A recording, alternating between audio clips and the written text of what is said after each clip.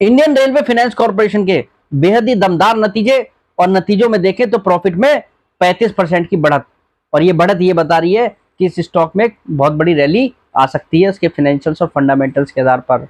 मजे की बात यह है कंपनी ने 50,000 करोड़ के फंड रेजिंग को भी पास किया है, यानी कि कंपनी ग्रोथ के पाथ पर है, कंपनी को पैसों की जरूरत है और ये कंपनी अब लगातार फंड रेजिंग कर रही है।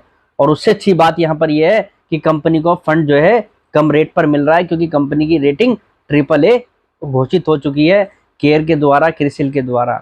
और नियर टर्म में कंपनी आपको एक अच्छी बड़ी रैली दिखाने का दमखम भरती हुई दिखाई दे रही है। और आप देखिए पिछले एक हफ्ते से सभी रेलवे स्टॉक्स ने अच्छा खासा रैली में पार्टिसिपेट किया है, क्योंकि रेलवे सेक्टर के जो स्टॉक हैं उनके नतीजे दमदार रहे हैं।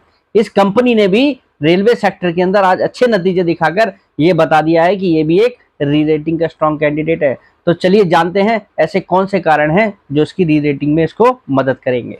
अगर आप शेयर मार्केट में डीमैट अकाउंट खुलवाना चाहते हैं तो आप हमारे चैनल पर दिए गए लिंक के माध्यम से आप स्टॉक्स के साथ डीमैट अकाउंट खुलवा सकते हैं। अगर आप हमारे लिंक का यूज करके आप स्टॉक्स के साथ डीमैट अकाउंट खुलवाएंगे तो हमको टेलीग्राम पर premium membership free of cost provide कराएंगे, जहां पर आपको मार्केट अपडेट प्रोवाइड कराए जाते हैं। हेलो फ्रेंड्स, मैं Vipin Jain, founder of learn equity with Vipin Jain. Indian railway finance corporation ने बेहद ही दमदार नतीजे पेश किए हैं, चाहे वो रेवेन्यू के फ्रंट पर हो या प्रॉफिट के फ्रंट पर हो, या आप कह सकते हो जो कंपनी की इंटरेस्ट से इनकम हो उसमें भी कंपनी ने जबरदस्त यहाँ पर बढ़त दिखाई है। क्योंकि कंपनी के अगर कोर बिजनेस की बात करें तो कंपनी का जो बिजनेस है वो ब्याज से आय का है, और साथ ही साथ लीज की इनकम इस कंपनी के बिजनेस में आती है। कंपनी जो है इंडियन रेलवे को फाइनेंस करने वाली देश की एक दिग्गज और एकमात्र ऐसी कंपनी है जो गवर्नमेंट के प्रोजेक्ट को इस समय फाइनेंस कर रही है। और इसका इम्पैक्ट अब कंपनी की लोन बुक पर सीधा सीधा दिखने लगा है, क्योंकि कंपनी का बिजनेस जो है बड़ी तेजी से ग्रो हो रहा है। और आपको अच्छी तरीके से पता है कि रेलवे सेक्टर के अंदर काफी बड़ा कैपेक्स है और उस कैपेक्स का फायदा इस कंपनी को मिल रहा है। और मजे की बात यह है कि कंपनी AAA रेटिंग होने की वजह से अब कंपनी की कॉस्ट ऑफ बोरिंग भी लगातार घटती जा रही है। कंपनी इतनी बड़ी फंड रेजिंग कर रही है, उससे एक बात यहाँ पर बिल्कुल क्लियर है कि कंपनी की लोन बुक में काफी बड़ा एक्सपेंशन अब आपको दिखने वाला है, यानी कि इसकी कंपनी की जो फाइनेंशियल्स है वो आपको आने वाले समय में यहाँ से भी सुधरते दिखाई देंगे। यानी कि जो पावर सेक्टर के अंदर जो इस समय कैपेक्स चल रहा है उसका फायदा जो पावर सेक्टर को फाइनेंस करने वाली कंपनियों को मिल रहा है, वैसा ही ठीक फायदा IRFC को मिल रहा है। यानी कि IRFC भी रेलवे सेक्टर के अंदर री रेटिंग का स्ट्रॉन्ग कैंडिडेट है।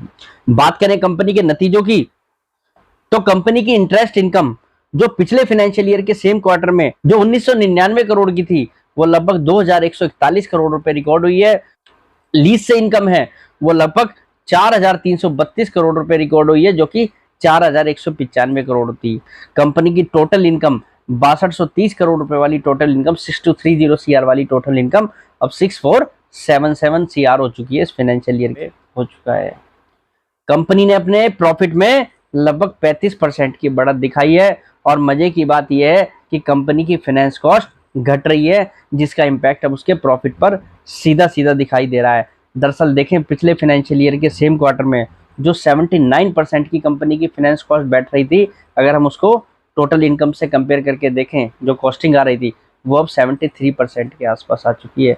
यानी कि कंपनी ने अपनी फाइनेंस कॉस्ट को भी यहाँ पर घटाया है। बात करें कंपनी के प्रॉफिट की, इनकम की, अगर सालाना आधार पर देखें तो टोटल इनकम 23,762 करोड़ रुपए से बढ़कर 26,655 करोड़ रुपए हो चुकी है। और प्रॉफिट देखें तो 6,170 करोड़ रुपए वाला प्रॉफिट 6,452 करोड़ रुपए हो चुका है। यानी कि प्रॉफिट में भी कंपनी ने ईयरली बेसिस पर अच्छी खासी ग्रोथ दिखाई है। तो देखा जाए कंपनी की जो परफॉर्मेंस है उसका इम्पैक्ट कंपनी के प्रॉफिट पर, यहाँ पर शुद्ध मुनाफे पर सीधा सीधा दिख रहा है, जिसके कारण इस कंपनी का यहाँ पर EPS भी बढ़ा है। कंपनी एट प्रेजेंट देखें तो 37.63 रुपीज की बुक वैल्यू वाली कंपनी है, जो लगभग 4.9 रुपीज के EPS पे बैठी है। लगभग 5 रुपए के आसपास का इस कंपनी का EPS है। और रिटर्न ऑन इक्विटी के लिहाज से लगभग 13% की ROE वाली ये कंपनी है। कंपनी के शेयर ने पिछले एक हफ्ते से लगातार अच्छी खासी तेजी दिखाई है, पर यह कंपनी यहाँ से भी अब एक री रेटिंग का स्ट्रॉन्ग कैंडिडेट दिखाई दे रहा है। दरअसल देखें तो ये कंपनी लगभग 2,16,000 करोड़ की मार्केट कैप वाली कंपनी है। अगर हम बात करें 173 रुपीज के प्राइस पर जो एट प्रेजेंट कंपनी का शेयर प्राइस चल रहा है, और ये कंपनी लगभग 4.5 लाख करोड़ रुपए की लोन बुक पर पहुंचती दिख रही है, जिस हिसाब से कंपनी ग्रो कर रही है। यानी कि अगर आने वाले कुछ महीनों की बात करें तो ये कंपनी आपको 5 लाख करोड़ की लोन बुक वाली कंपनी बनती दिखाई देगी। और आप अच्छी तरीके से जानते हैं कि ये जो बिजनेस है इस समय डिमांडेबल बिजनेस है। आप कंपेयर करके देखिए पावर सेक्टर के अंदर फाइनेंस करने वाली रिन्यूएबल एनर्जी सेक्टर को इरेडा जैसी जो कंपनी है, आज आप कंपेयर करके देखिए उस कंपनी को क्या वैल्यूएशन मिल रहे हैं।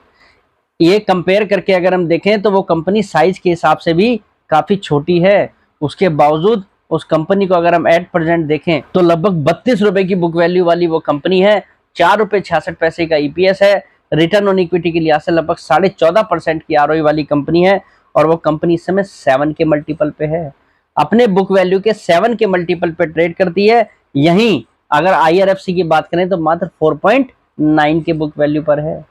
ये कंपनी भी यहां से शॉर्ट टर्म में आपको आसानी से 6 के मल्टीपल पर जाती दिख सकती है, जिस हिसाब से कंपनी एट प्रेजेंट परफॉर्म कर रही है। करंट वैल्यूएशन में भी ये कंपनी एटलीस्ट 6 के मल्टीपल पे तो होनी चाहिए अगर हम इसको कंपेयर करके देखें, क्योंकि कंपनी ग्रोथ के पाथ पर है, बिजनेस काफी अच्छा है। कंपनी की एसेट क्वालिटी देखें तो वो भी काफी अच्छी है, क्योंकि कंपनी ज्यादातर लोन सरकारी कंपनियों को बांटती है, तो वहां पर एनपीए का भी खतरा नहीं दिखाई देता। तो नेट देखें तो कंपनी का जो मुनाफा है वो लगातार बढ़ता जा रहा है। अगर इस कंपनी को 6 का मल्टीपल अगर एट प्रेजेंट मिल जाए तो ये कंपनी भी लगभग 225 रुपए के आसपास होनी चाहिए, यानी कि अपने करंट प्राइस से भी ये कंपनी आपको 30 से 40% का रिटर्न तो जल्दी ही देने का दमखम रखती है। और बात करें इस कंपनी की लॉन्ग टर्म की, तो आप एक चीज जरा ध्यान दीजिएगा, जिस तरीके से इरेडा अपनी टोटल लोन बुक को डिस्काउंट करने में लगा हुआ है, अगर बाजार रेलवे सेक्टर को लेकर ऐसे पॉजिटिव रहता है, रेलवे सेक्टर को लेकर करंट गवर्नमेंट कैपेक्स जारी रखती है, रेलवे को लेकर बजट में नए नए ऐलान आते हैं, और ऐसे ही रेलवे सेक्टर के अंदर ये कंपनी अपने बिजनेस को ग्रो करती है, तो कोई बड़ी बात नहीं है ये कंपनी भी आपको आने वाले सालों में या आने वाले 1 साल के अंदर, 1 से 1.5 साल के अंदर आपको अपनी लोन बुक को डिस्काउंट करते दिखाई दे। उस कंडीशन में लगभग 5 लाख करोड़ की मार्केट कैप वाली कंपनी होनी चाहिए, और एट प्रेजेंट कंपनी लगभग 2,16,000 करोड़ की मार्केट कैप वाली कंपनी है। आसानी से ये कंपनी दोगुना हो सकती है, करंट प्राइस 175 रुपए से भी, यानी कि ये कंपनी दमखम रखती है 350 से 400 रुपए का टारगेट दिखाने का अपने फाइनेंशियल फंडामेंटल्स, अपने लोन बुक के आधार पर बाजार का फ्लेवर रेलवे सेक्टर आगे भी अगर रहा तो ये कंपनी री रेटिंग में फ्रंट रनर के रूप में ही काम करेगी, क्योंकि रेलवे सेक्टर को फाइनेंस करने वाली जो है ये ओनली एक लिस्टेड कंपनी है, तो उसका फायदा तो इसको जरूर मिलना चाहिए। निश्चित रूप से आईआरएफसी यहाँ पर एक मल्टी बैगर स्टॉक दिखाई दे रहा है, जिन लोगों के पास ये स्टॉक है कन्विक्शन के साथ होल्ड कीजिए। तो आज के लिए इतना ही, कल फिर मुलाकात करते हैं एक नई वीडियो के साथ। फिलहाल के लिए नमस्कार।